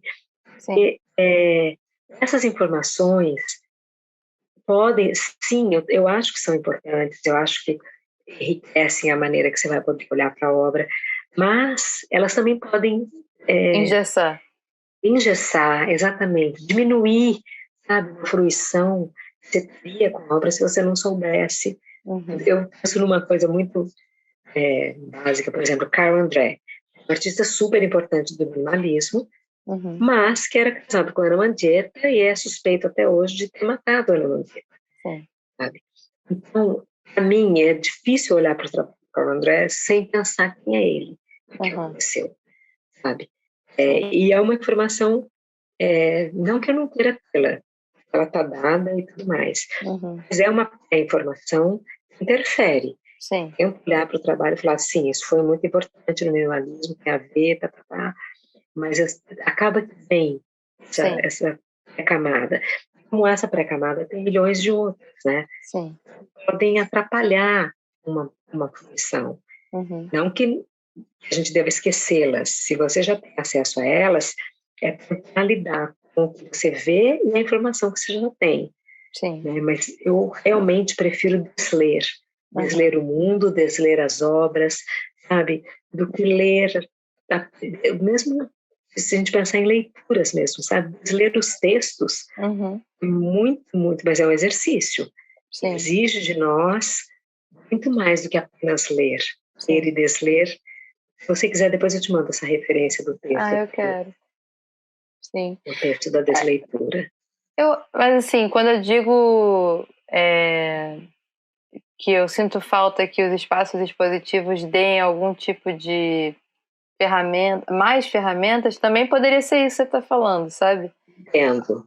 Não Aham, precisa ser uma coisa tão formal. formal e tão dentro dos padrões de explicar a obra, mas que pudesse ser quase como se fosse, se não tiver, por exemplo, a opção de ter um educativo, né, pessoas ali, que nem todas as exposições têm, de poder ter um livreto, mesmo que seja uma coisa assim, tipo isso que você está falando, esse exercício que você está falando, poderia ter Sim, instruções num livreto, sabe? acho bem interessante. Ó, e nesse sentido, a Bienal desse ano, não sei se você veio, você foi para São Paulo ver. Não foi, não foi. Olha, estava uma Bienal muito, muito pensada, muito bem costurada, muito bem amarrada, uma Bienal com respiro e com profundidade ao mesmo tempo, sabe? E Uhum, tinha, por exemplo, uma sacada muito interessante, eram fotos com textos que faziam conexões com outra, pegava o trabalho que estava perto ali, sabe? Falava dele, mas num contexto tão amplo, uhum, sabe? E, olha, uma das melhores coisas da Bienal, além, tinha trabalhos muito fortes, mas uma das melhores coisas foi essa costura que foi feita, uhum, sabe? É, contando a história daquele trabalho, um trabalho apenas, né? uhum, Mas fazendo uma relação daquilo com a vida. uhum, Eu não consigo nem te explicar muito bem. uhum, Tinha, por exemplo, um trabalho de umas cartas. O trabalho em si era muito bonito, o jeito que ele estava montado. Eram cartas de uma pessoa que foi presa durante a ditadura política. Depois eu te falo o nome. uhum, Eu fotografei, não estou lembrando o nome agora. E era um trabalho bonito que só de você olhar ali, você já via que era a carta de pai para um filho, uma uhum, criança. Ele estava preso, estava na cara, sabe? Só que uhum. daí contextualizava isso nesse totem, sabe? E Sim. também ampliava e falava, fazia uma reflexão crítica, sabe? e filosófica sobre aquilo, sabe? Sim. Que daí ampliava o teu olhar sobre as obras que estavam em volta. Foi Uhum. muito, muito bem costurada essa Bienal, sabe? Outra exposição que está em cartaz em São Paulo, qual eu participo, e que tem também essa maneira, sabe? É a exposição que está no MUBI agora, que se Uhum. chama Um Sopro de Fúria e Esperança. Uhum. Esqueci o subtítulo, mas é uma questão climática. Uhum. E são trabalhos que eles estão também separados por temáticas, sabe? E aí tem essa temática num texto na parede, Uhum. e muito, muito também que faz conectar. Se você se debruçar sobre o texto que está ali, que não fala, não dá nenhuma lição de bolo para você entender nada, Uhum. Uhum. sabe? Mas que faz uma costura, sabe, das obras que estão dentro daquela temática, Uhum. eu também acho muito interessante. Concordo com Uhum. você que tem maneiras, né, de se fazer isso. E eu acho que tem sido tem sido interessante, sabe? Eu acho que os curadores também estão interessados em fazer essa outra maneira, sabe? Uhum.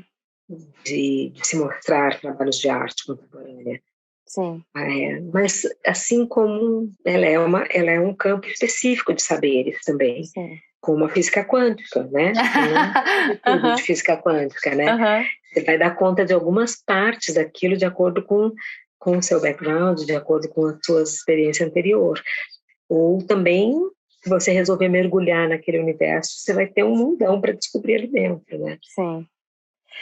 É, é, eu tinha notado aqui, assim, tanto a desleitura quanto também as possibilidades que a gente tem de criar diálogos internos com as obras com as quais a gente entra em contato, é um exercício criativo, né? Porque a gente está criando a nossa arte a partir daquilo que a gente está vendo, né? A gente está sendo provocado de alguma forma e respondendo aquilo. Eu acho que falta muito esse ímpeto de responder às obras, talvez. Enfim. Isso. Acho bem interessante isso que você fala, porque realmente as obras estão te fazendo perguntas, né? Uhum. Elas estão. Você tem perguntas para aquela obra, mas ela também tem perguntas para você. Uhum. Esse é um exercício legal de fazer, de falar o que essa obra está me perguntando, sabe? Uhum. Sim. Fiz por muitos anos um trabalho com crianças muito pequenas, a partir de 3 anos. Em geral, os educativos não aceitam pegar Uhum. crianças tão pequenas, né? Uhum. E eu chamava de sábado curioso, que Uhum. era pegar, fazia com famílias ou com escolas, e levar famílias, por exemplo, para ver uma Bienal ou uma exposição grande, mas já com foco, um foco bem. Eu ia antes, preparava tudo e fazia jogos, sabe? Preparava quebra-cabeças, adivinhas e Uhum. objetos provocativos para que as crianças já entrassem na exposição. Eu sempre dizia isso, a partir do sim, porque, em Uhum. geral, crianças entram numa exposição a partir do não. Olha, você não pode correr, você não pode gritar, você não pode tocar em nenhuma obra, você não pode, não pode, não pode. E aí Uhum. elas vão engessadas naquele não. Uhum. Eu dava um monte de sim. Só que eu fico cada vez mais pensando que isso devia ser ampliado para os adultos também, sabe? Sim. De propiciar. É lógico que não precisava ser tão lúdico. Então, eu criava objetos para a máquina para ver melhor. Eu Uhum. pegava óculos velhos, sabe? E Uhum. punha celofane colorido, um de cada cor em cada vão da Uhum. estrutura do óculos. Disquetes, na época do disquete, sabe? Eu dizia que Uhum. era o disquete, se você puxava, não sei se você se lembra, ele Uhum. fazia tec-tec, sabe? Lembro. Eu falava que era uma máquina de fotografar que era muito mais avançada do que qualquer outra, porque ela mandava a imagem diretamente para o cérebro, Uhum. sabe? E você podia imprimir com a sua mão depois, porque Uhum. o cérebro mandava a informação para a mão e a mão desenhava o que você tinha Uhum. visto. Então era uma coisa super interativa. Eu sempre falo isso, eu adoro lidar com criança, adoro estar com criança, porque elas absurdam junto com a gente, sabe? E adulto é mais difícil de absurdar, né? Então, você dá uma coisa dessa, eles realmente vão pegar aquilo falando, é uma máquina para ver melhor, uma Aham. máquina que vai fotografar melhor o mundo. Ou Sim. então, né, eu não lembro, dava uns nomes bem, eu preciso reler isso tudo. Mas aí a criança já entrava, por exemplo, um tubo de papel higiênico, mas não enfeitado com nada, só o tubo de papel higiênico, Aham. sabe? Sim. Assim, cruzinho mesmo. E falava, isso aqui é rolo de papel higiênico. Não, isso é um binóculo que vê, ele só vê redondo. Você já viu isso? Olha, você vai ver, vai olhar por aqui e você vai ver uma parte da obra redonda. E aí falava, quem acha uma obra que tenha? Aí eu já tinha um pedacinho. Isso daí, por exemplo, cada criança ganhava um tubo de papel higiênico, todas. Aham. Já vinha pendurado numa cordinha, ficava no pescoço para elas não derrubarem, elas Aham. podiam usar aquilo tudo. E aí eu pegava, eu fotografava as obras, ou pegava da internet essas obras e cortava pedaços. Aí misturava tudo num saco, Ah, a criança pegava um pedaço de tinha alguma que obra. encontrar. Aham. E aí ela tinha que encontrar aquele pedaço. Não era Sim. difícil, é lógico. Aham. Mas, ou então adivinha, sabe? Aham. Eu inventava adivinhas com rimas, e aí o adulto ajudava a criança a procurar o que aquela adivinha, qual era a obra que aquela adivinha estava propondo. Sim. Então, é lógico que isso foi pensado para crianças, mas Aham. se os adultos se abrirem para as possibilidades, sabe, como você falou, as perguntas que as obras fazem, já é um grande caminho, Sim. já é um grande passo dado para poder entender que é o que eles querem, né? Sim, com É certeza. bem por aí. Aí eu acho que a gente tem que já ir finalizando, porque você já vai ter que ir daqui a É, pouco. isso. Eu queria perguntar então uma pergunta bem babaca, que é: existe um papel do artista? O artista tem um papel no mundo? Eu costumo dizer assim, que eu não visto um uniforme de artista para ir para a rua fazer minhas ações e nem desvisto ele quando eu viro gente, sabe? Aham. Para mim é essa mesma Ana que está aqui, com essa mesma roupa, com esse mesmo cabelo, com esse mesmo jeito de falar, que vai para a rua. Então, eu prefiro me ver como um ser social, Aham. sabe? Mas, se, se tem algum papel para o artista, é dele como ser social se colocar, sabe? Não que exista uma obrigatoriedade, mas eu vejo que toda arte, para mim, toda arte é política. Silvio Uhum. Meirelles fala isso, né? Então, tem uma responsabilidade do artista em relação àquilo que ele se propõe. Uhum. Não que seja um papel exatamente, porque um papel parece mais uma coisa que você está representando, né? O que você tem que fazer. Uhum. Não tem, não tem que. Mas como um ser político, e com a possibilidade do seu trabalho intervir na realidade, eu acho que os artistas ou os seres humanos que se propõem a trabalhar com arte ou com qualquer outra coisa têm uma responsabilidade social. Mas eu acho que daí é para ampliar, não é o artista que tem o papel, somos nós como humanos, sabe? Uhum. Como mulher, como a mulher, como mãe, como avó, como artista, como ativista, como feminista, É, sabe? eu, Eu tenho uma responsabilidade sobre o coletivo. E sim, aí, isso vai implicar, refletir no meu trabalho, pelo menos, sim. sabe? É engraçado porque você falou isso e eu fiquei pensando assim que as outras pessoas que têm profissões, entre aspas, mais hum, identificáveis, fáceis de identificar o Ah, resultado, o produto, sei lá, o arquiteto, o engenheiro, o médico, sei lá o quê, parece que o papel delas é esse, mas eu acho que o que você está falando deveria ser para todo mundo, né? sim.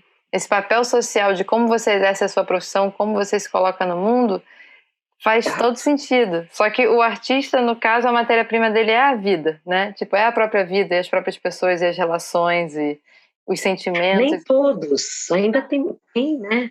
É uma característica da arte moderna ainda o formar o objeto em si, né? O Uhum. foco do trabalho está na formalização de um objeto, mas ainda tem muito artista contemporâneo que trabalha com a materialidade da coisa. Uhum. Só que aí mesmo isso, sabe? Uhum.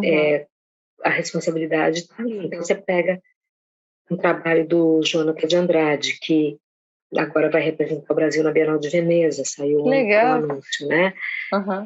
Não sei se você conhece o trabalho dele, mas Ele é no aquele que tem trabalho vídeo de peixe? dele, isso. Ai, eu adoro esse E vídeo. tem o trabalho, aquilo, né? Eu adoro esse trabalho, mas muitos, né? O Nego Bão é isso, né? Que chama. Que é um doce, né? Que tem na Bahia, e que tem esse nome, aí ele vai atrás de todo o processo para se fazer esse doce, toda a crítica, a estrutura, né? De trabalho que ele exige, mas é um trabalho absolutamente inserido no contexto, né? Eu acho que eu não diferenciaria isso. Eu tenho muitas amigas arquitetas, jornalistas, e que, sabe, essa responsabilidade social eu acho que é tanto de todas as profissões, Sim. sabe? Das pessoas que estão catando lixo na rua e das Uhum. pessoas que estão fazendo filme, né? Ou Uhum. arte ou prédios. Uhum. Responsabilidade com o social está presente em todos, né? Então, Sim. eu não acho que é um papel para o artista, não, diferente de outras profissões. Eu acho que é uma profissão. Eu ia falar uma coisa que eu acho interessante sobre criatividade, que coisa que sempre me incomodou de acharem as pessoas terem a ideia de que, você consegue desenhar porque, você tem o dom. Sabe? Eu Aham. acho a ideia de dom muito excludente, Uhum. sabe? Se eu fosse lidar com essa ideia com os meus alunos, sabe?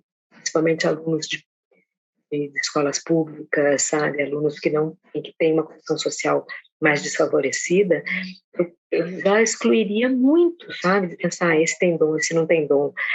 O desenho, como qualquer outra coisa, se aprende. A pintura se aprende, a escultura se aprende, fazer ação na rua se aprende, fazer Uhum. filme se aprende, escrever livro se aprende, sabe? Fazer música se aprende, tocar instrumento se aprende. Tudo, no meu ver, no meu modo de pensar, se aprende, Uhum. sabe? Então, se a gente partir dessa ideia, ela é pelo menos um pouco mais democrática, sabe? Uhum. E aí vejo no grupo, um grupo de amigas, a gente trabalha já desde 2017, desde 2017, elas antes, a ocupação 9 de julho em São Paulo. E agora a gente está com um projeto, ganhamos edital para fazê-lo, e vamos realizá-lo lá, que se chama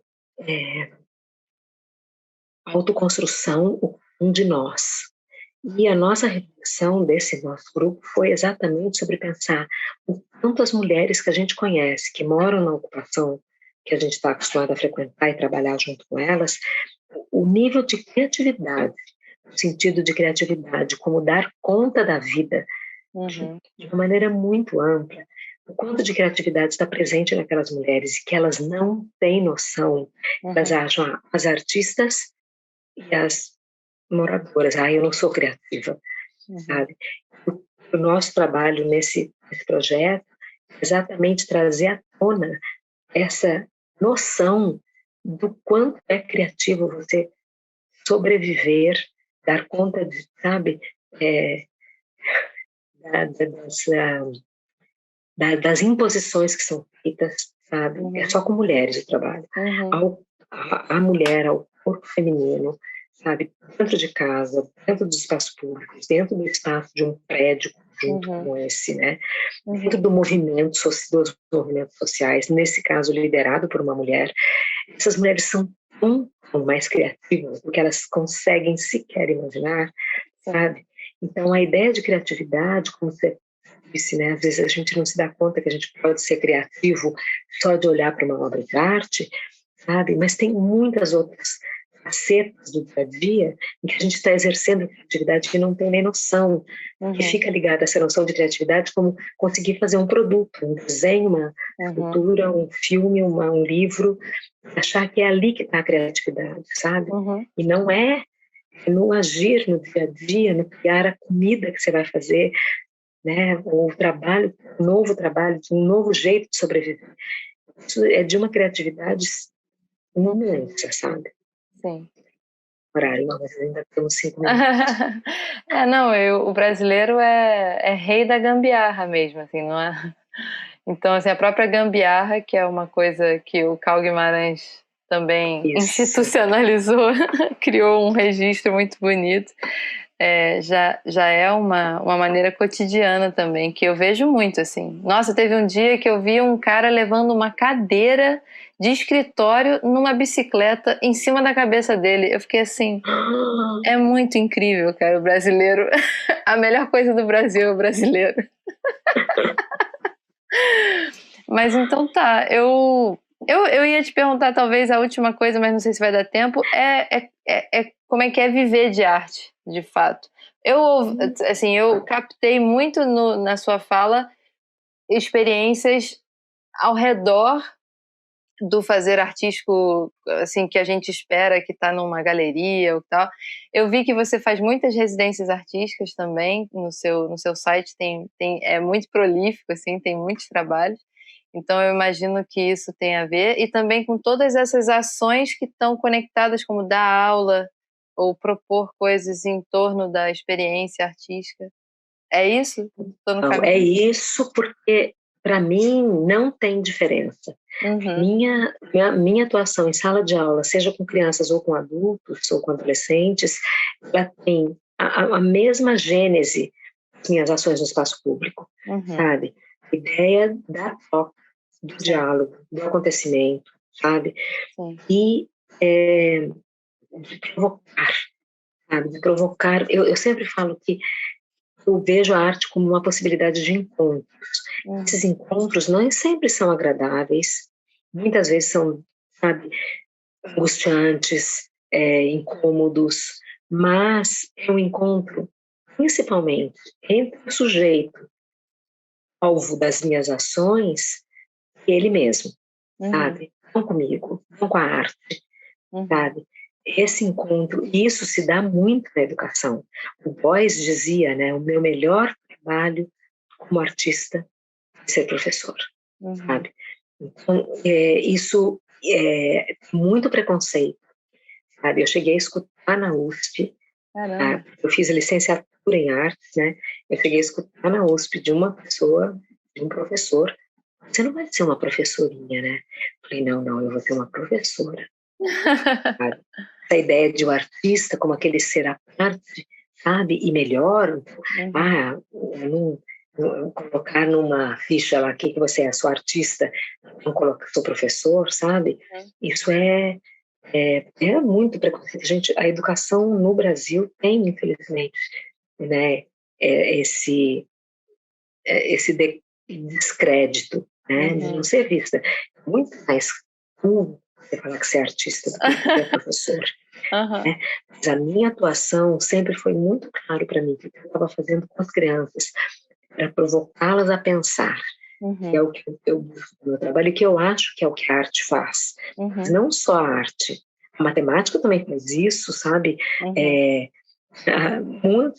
Várias instâncias fazem isso, né? Sim. Não só a instância artística. Não é fácil viver de arte no Brasil se você não, assim,